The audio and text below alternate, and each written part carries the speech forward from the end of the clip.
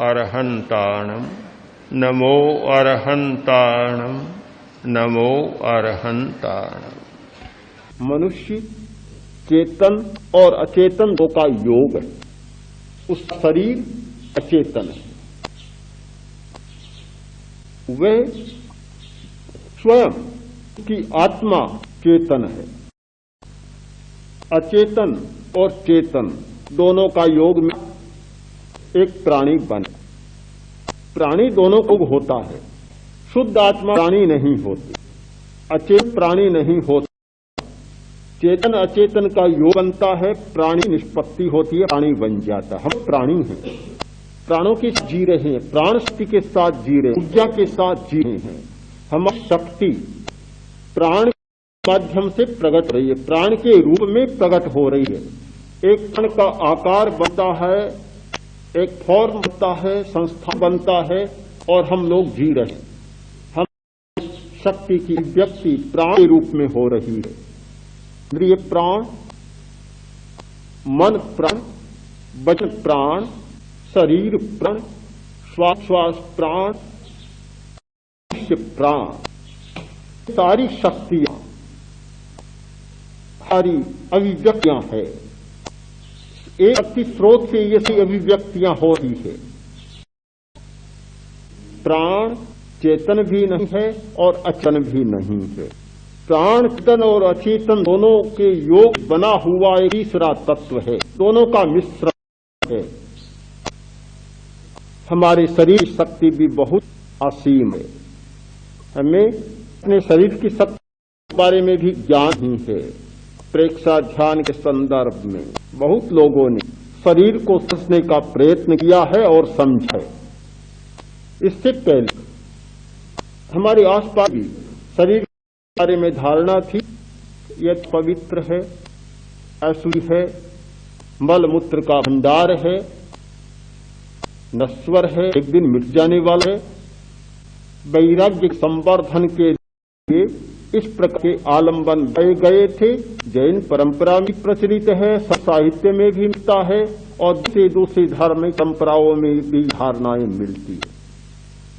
और इन धारणाओं के आधार पर एक अनुप्रेक्षा का विकास किया गया, जिसे अशुच अनुप्रेक्षा कहा जाता है। अनुप्रेक्षाओं एक अनुप्रेक्षा है अशौच अनुप्रेक्षा, यानी शरीर की शुचिता के बारे में चिंतन करना, अनुप्रेक्षण करना। बात गलत भी सही है कि जैसे निरूपण किया गया और इस शरीर से विरक्ति करने के लिए बतलाया गया, वह कोण नहीं है, सही है, पर पूरा सही किसी एक कोण को मान लेते वहां गलती हो जाए। हमारी गलती यह हो गई कि शरीर के बारे धारणामित बन गई। दूसरा कोण भी तो हमें देखना चाहिए कि शक्ति की सारी अभिव्यक्तियां, चेतना की सारी अभिव्यक्तियां, आनंद की सारी अभिव्यक्तियां इसी शरीर के माध्यम से होती हैं। शरीर में कितने केंद्र बने हुए हैं, कितने स्विच बोर्ड हैं, कितने स्रोत हैं कि जिनका विकास करने पर हम आनंद का अवतरण कर सकते हैं, शक्ति का अवतरण हो सकता है और चेतना की रूपियां फूट सकती हैं। आवरण को थोड़ा सा हटाए तो उत्तर में बहुत पड़ा है, पर माध्यम यह शरीर बनेगा। इस शरीर के रहस्यों को जो बिना, शरीर के स्रोतों को जाने बिना ऐसा हम नहीं कर सकते। जिन लोगों ने शरीर का बहुत गहराई से अध्ययन किया है, वे बहुत आगे बढ़े हैं, चिकित्सा के क्षेत्र में और साधना के क्षेत्र में। आपको पता है कुछ चिकित्सा की पद्धतियां चल रही, एक्यूपंक्चर और एक्यूप्रेशर। वे सारी पद्धति प्राण शक्ति के आधार पर, शरीर के रहस्यों के आधार पर चल रही है। हमारे शरीर में प्राण की धारा प्रवाहित हो रही है।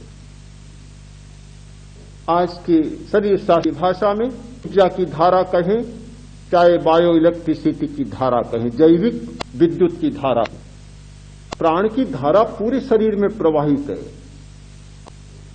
यदि उसका फोटो देखें तो आप पता चलेगा कि जैसे पूरा शरीर कुछ रस्सी से बंधा हुआ है। ऐसी रस्सी जो पैर से लेकर और सिर तक सीधी चली गई। वे सारी प्राण की धाराएं हैं। हमारी सारी क्रिया, हमारा सारा प्रवृत्ति चक्र, हमारा सारा हलचलन किस आधार पर हो रहा है? आप समझते होंगे कि रक्त के आधार पर हो रहा, मांसपेशियों के आधार पर हो रहा है, हड्डियों के आधार पर हो रहा है। ये मूल का नहीं है। हड्डियां हैं स्वस्थ, मांसपेशियां ठीक काम कर रही हैं, स्वस्थ हैं, रक्त का ठीक संचार हो रहा है, किंतु प्राण की धारा सूख गई तो सब कुछ हो जाएगा, सब समाप्त। हड्डियां भी काम करना बंद कर देगी, मांसपेशियां भी सिकुड़ने लग जाएंगी और रक्त का संचार बंद होने लग जाएगा। सबका मूल स्रोत है प्राण। प्राण के द्वारा संचालित हो रहा है। प्राण की शक्ति जैसे जैसे कम होती है, शरीर की सारी शक्ति कम होती चली जाती है। प्राण शक्ति जितनी विकसित होती है, सारी शक्तियां विकसित रहती है। मूल आधार शक्ति है प्राण। एक्यूप्रेशर की पद्धति में यही काम किया जाता है कि प्राण की स्थिति को दबाए और उसे अजस्र प्रवाहित करें। क्या कैसे चलेगा, कहां से दबाएं, ये सारे रहस्य इस शरीर में भरे।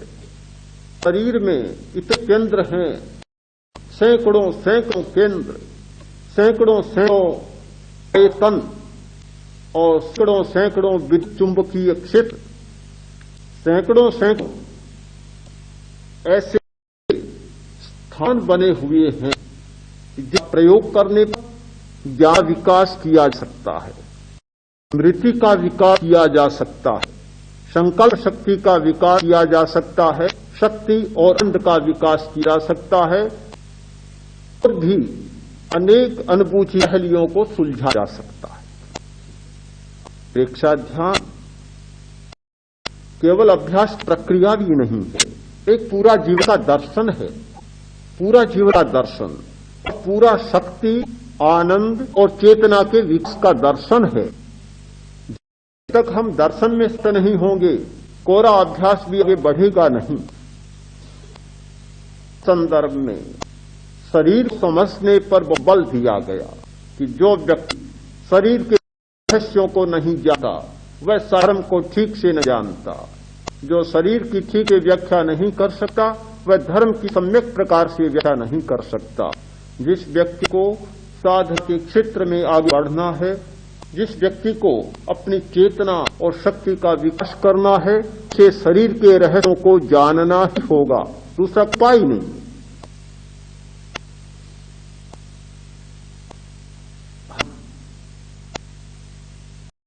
शरीर की शक्ति को जान लेते तो फिर आत्मा की शक्ति में कोई संदेह नहीं रहता। हमारे शरीर में ऐसे इंद्र हैं जिनके द्वारा कामना बढ़ती है, वासना बढ़ती है, आग बढ़ता है और द्वेष बढ़ता है। दूसरी ओर हमारे शरीर में ऐसे केंद्र भी हैं जिनका प्रयोग करने पर कामना घटती है, वासना घटती है, काम और वासना परिष्कार होता है, राग और द्वेष का विलय हुआ है। अभ्यास करते शरीर के केंद्रों का प्रकार करते करते, उनका उपयोग करते करते एक दो ऐसा आता है, चेतना का पूरा ऊर्ध्वारोहण, ऊर्जा का पूरा ऊर्ध्वारोहण, सारी चेतना, सारी ऊर्जा हमारे मस्तिष्क के दाएं भाग में आ जाती। ये दायां भाग ये आत्म का हिस्सा है, मस्तिष्क का बायां भाग यह लौकिक शिक्षा का हिस्सा है, गणित का, तर्क शास्त्र आदि आदि का। और ये दायां हिस्सा ये अध्यात्म का हिस्सा है, यह मस्तिष्क का पिछला भाग अनुमस्तिष्क ये अध्यात्म का हिस्सा है। और इस जुड़ा हुआ सुषुम्ना शीर्ष सुषुम्ना, ये सारा लौकिक हिस्सा है।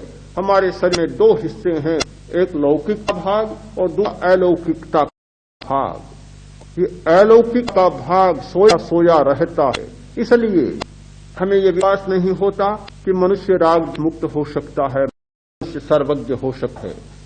आज की वैज्ञानिक खोजों ने बहुत बड़ा उपकार किया है और ये संभावना व्यक्त की है कि अगर मस्तिष्क को ठीक करें तो आदमी सर्वज्ञ बन सकता है, त्रिकालदर्शी बन सकता है, अतीत को जान सकता है, भविष्य को जान सकता है, दूर को जान सकता है, व्यवहित को जान सकता है और सूक्ष्म को जान सकता है।